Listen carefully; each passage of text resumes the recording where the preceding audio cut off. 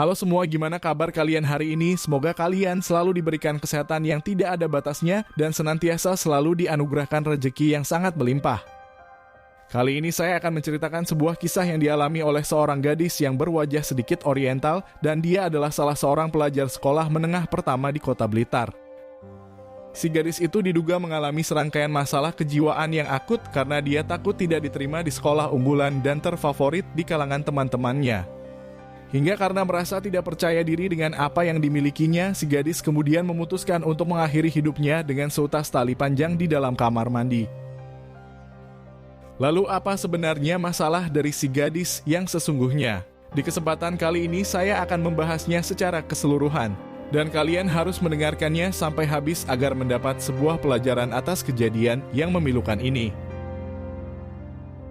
Kisah ini sungguh sangat menyentuh hati dan perasaan, sebab gadis muda yang berperawakan di atas rata-rata tersebut dikenal pendiam dan tidak pernah tersandung masalah apapun selama di sekolah. Bahkan dia cenderung seseorang yang bertalenta dan pantang menyerah untuk menjadi seorang yang sukses hingga membuat bangga kedua orang tuanya. Gadis kelahiran 20 Januari pada tahun 2002 itu bernama Elizabeth Papaho. Dia tinggal di Kecamatan Serengat di Kabupaten Blitar di Provinsi Jawa Timur. Elizabeth dikenal sebagai seorang yang tekun dalam menjalani rutinitas belajar. Dia selalu berdedikasi tinggi dalam menempuh pendidikan di sekolahnya. Diketahui bahwa Elizabeth sekitar 1 tahun terakhir ini memilih tinggal di sebuah indekos bersama dengan nenek asuhnya. Meskipun kepindahan dari Elizabeth sempat dilarang oleh ibunya. Namun karena memang sekolahnya jauh dari rumah orang tuanya, hal itu sempat menghambat proses belajar karena rasa lelah di perjalanan. Keluarga dari Elizabeth adalah sebuah keluarga yang berpendidikan. Kakak-kakaknya memiliki cukup banyak prestasi di tempat sekolahnya. Hingga hal itu membuat Elizabeth berusaha keras untuk menyaingi dan menyusul mereka dalam hal pendidikan. Elizabeth tinggal di sebuah indekos yang beralamat di Jalan Ahmad Yani di Gang nomor 3 di Kecamatan Sananwetan di Kota Blitar. Gadis muda itu tinggal dengan seorang pembantu yang sudah merawatnya dari kecil. Dia juga sudah menganggapnya sebagai neneknya sendiri karena usianya memang sudah menyentuh angka 60 tahun. Mariana juga berpikiran yang sama dengan Elizabeth. Sekitar 15 tahun yang lalu dia berkesempatan untuk bekerja dengan kedua orang tuanya.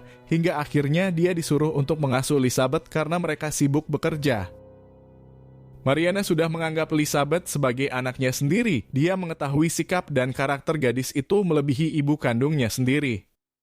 Sebenarnya Elizabeth sosok yang sangat periang dan mudah bergaul, namun tekanan dari keluarganya membuat dia lebih banyak berdiam diri dan menghabiskan waktu untuk belajar seharian di dalam rumah. Elizabeth dituntut untuk memiliki nilai yang bagus di kelas karena memang kakak-kakaknya memiliki prestasi yang cukup mentereng di sekolahnya. Mariana menyadari hal itu sudah sejak lama. Elizabeth sebenarnya juga butuh kasih sayang yang baik dari orang tuanya. Dia butuh ruang bermain seperti halnya teman-teman seusianya. Namun meskipun begitu, Elizabeth tidak pernah sekalipun mengeluh dan terus-menerus menjalani aktivitas itu dengan baik. Mariana sangat kagum kepada cucu asuhnya tersebut. Hingga sebuah peristiwa yang mengerikan itu terjadi pada hari Selasa tanggal 29 April di tahun 2018 yang lalu. Peristiwa tersebut bahkan membuat keluarga hingga satu sekolah di SMP Negeri Blitar sangat terpukul hingga tidak bisa mempercayai atas kenyataan yang sangat memilukan tersebut. Kejadian itu adalah kesaksian dari Mariana selaku nenek asuh dari Elizabeth. Saat itu dia sedang menyapu dan membersihkan ruang tamu dan cucu asuhnya itu tiba-tiba saja memanggil. Elizabeth berkata kepada nenek Mariana bahwa dia sangat lapar dan menyuruhnya untuk membelikan makanan di warung terdekat. Awalnya nenek Mariana menolak karena waktu itu masih sekitar jam 9 pagi dan rata-rata rumah makan belum buka di sana. Namun Elizabeth tetap memaksanya. Dia mengatakan bahwa nenek Mariana bisa berjalan agak jauh untuk mendapatkan warung dan membeli makanan untuknya. Nenek Mariana kemudian berinisiatif untuk mengajak Elizabeth pergi. Dia mengatakan bahwa semenjak libur sekolah Elizabeth selalu di kamar dan sesekali seharusnya menggerakkan badan keluar. Namun ajakan dari Mariana segera ditolak. Elizabeth kemudian menyuruhnya untuk segera berangkat karena dia sudah sangat lapar.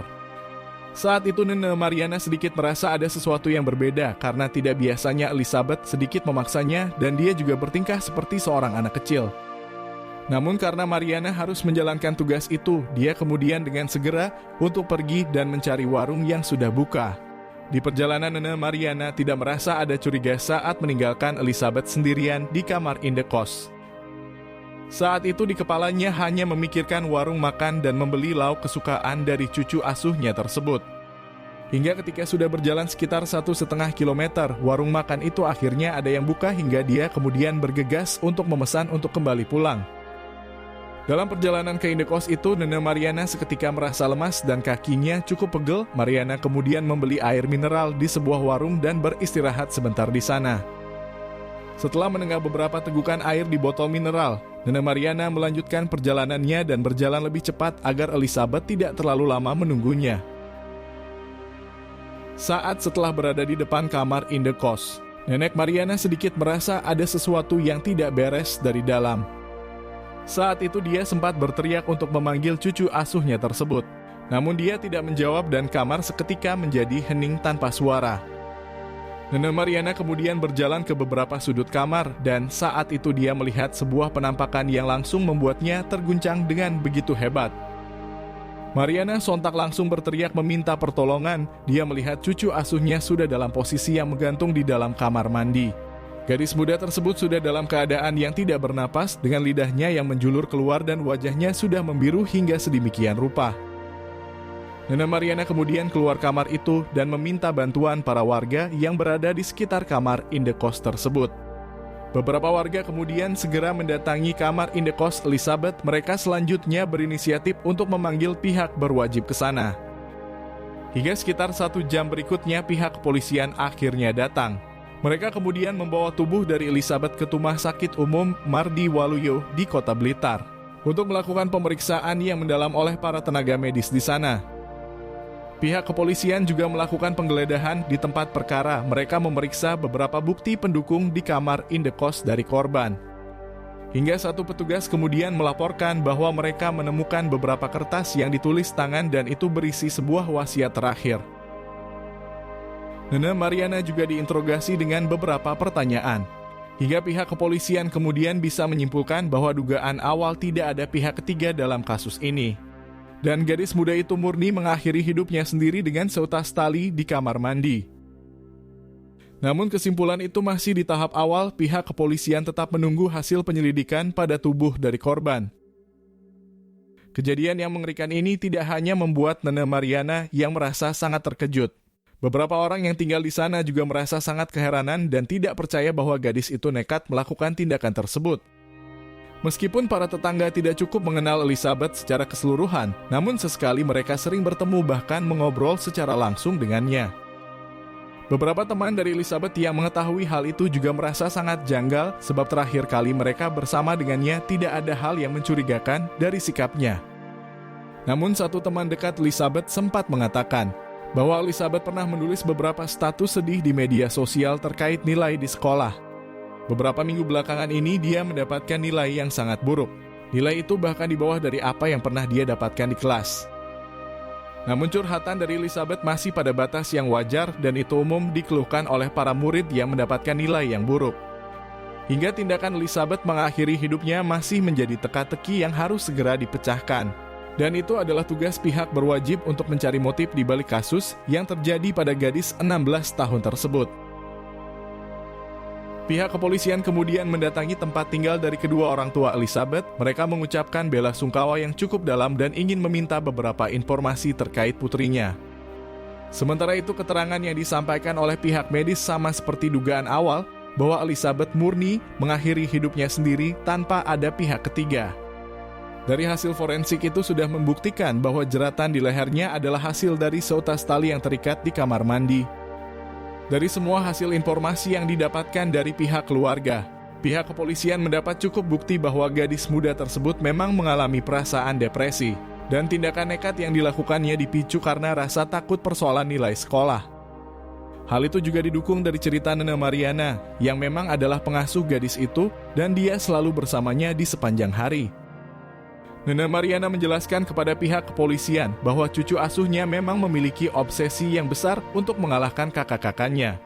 Terlebih hal itu ditujukan untuk membuktikan kepada kedua orang tuanya dia ingin menjadi anak yang bisa membanggakan dan sukses dalam segi pendidikan. Di beberapa bulan terakhir sebelum kejadian tersebut, Elizabeth pernah curhat kepadanya soal keinginannya untuk bersekolah di SMA Negeri 1 Kota Blitar. SMA itu adalah sekolah unggulan dan favorit, hingga untuk bisa belajar di sana para siswa SMP harus memiliki nilai yang sangat bagus. Elizabeth juga mengatakan bahwa dia merasa sangat tidak percaya diri dengan kemampuannya menjadi bagian di sekolah favorit seperti mustahil untuknya. Nene Mariana sempat menasehati cucu asuhnya. Nilai Elizabeth yang luar biasa di kelas itu adalah modal yang bagus, dan dia harus bersyukur bahwa dirinya memiliki kecerdasan di atas rata-rata dari temannya. Namun ketakutan dari Elizabeth tidak bisa terbendung, dia juga menyebut bahwa sekolah favoritnya memiliki sistem yang ketat dan untuk masuk ke sana harus punya kelebihan secara pendidikan. Meskipun dia sering mendapatkan juara di kelas, namun itu tidak menjamin karena persaingan yang cukup keras dari sekolah-sekolah yang lain. Elizabeth bahkan sampai menangis. Dia menceritakan itu dengan kesedihan dan rasa takut yang luar biasa hebat. Hingga karena perasaan yang dirasakan Elizabeth tersebut, beberapa minggu belakangan ini dia selalu mendapat nilai yang buruk saat ujian. Elizabeth sempat memukul-mukul kepalanya karena nilai ujian itu lebih jelek dari hasil nilainya selama ini. Nene Mariana juga bisa merasakan hal itu.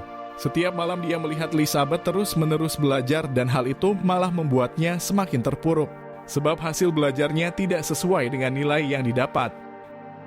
Hingga hal itulah yang membuat Elizabeth akhirnya memutuskan untuk berhenti. Dia memilih jalan yang lain untuk hidupnya sendiri. Menurut keterangan dari pihak kepolisian, Elizabeth sudah menyiapkan seutas tali di beberapa hari sebelum kejadian. Gadis itu memang sudah berniat mengakhiri hidupnya karena rasa takut tidak diterima di sekolah unggulan. Terlebih nilainya sangat buruk di beberapa minggu terakhir. Peran dari orang tuanya yang menyebabkan Elizabeth merasa lebih tertekan dan itu membuatnya sangat depresi.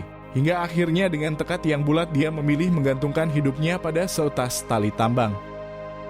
Elizabeth adalah salah satu contoh dari keserakahan orang tua. Dia dicabuli secara pikiran dan dituntut lebih mengenai pendidikan. Sebuah tragedi atas kasus seorang gadis yang baik. Dia ingin membanggakan kedua orang tuanya dengan sebuah hasil yang nyata atas nilai yang didapat.